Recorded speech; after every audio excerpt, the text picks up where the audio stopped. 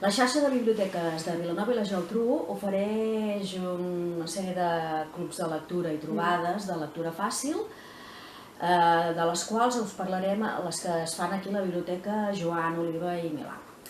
A veure, hi ha 4 clubs de lectura i 2 que són trobades de lectura fàcil.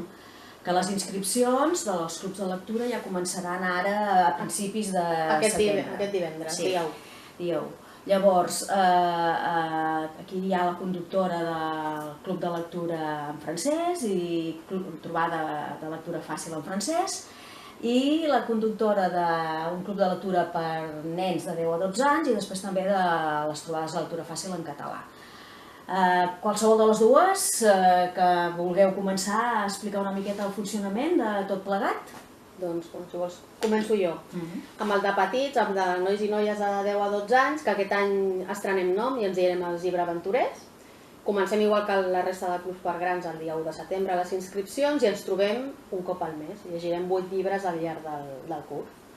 I les trobades de lectura fàcil en català, que aquestes sí que comencen una miqueta més endavant i en el cas nostre està molt lligat a aquesta activitat al Servei de Català de Vilanova i majoritàriament venen persones que estan aprenent la llengua i és una mica de reforç per perdre la por a parlar en català.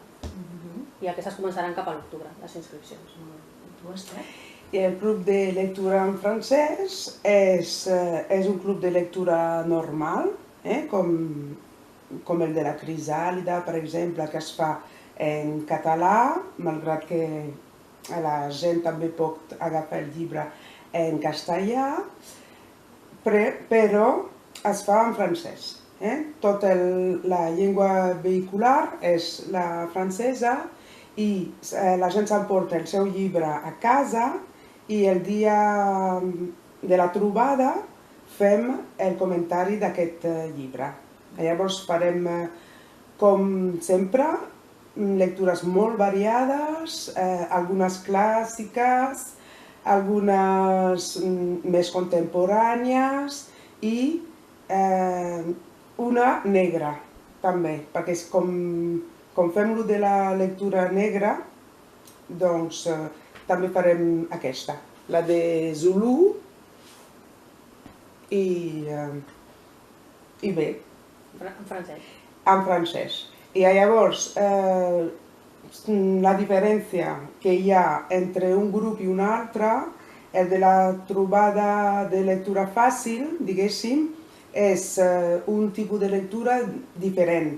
És a dir, més on la gent que ve es pot iniciar a la llengua. Per tant, allà el que fem és llegir en veu alta, treballar la pronunciació i aquí es perd realment la por a parlar en francès, perquè a vegades són gent que fa temps que no el parlen o que l'han estudiat a l'escola o també són estudiants que fan francès i llavors que tenen ganes de llegir i de comentar en francès. I l'altre no. L'altre és en francès normal, tots. Està bé. Llavors, l'últim que ens quedava per dir era el del...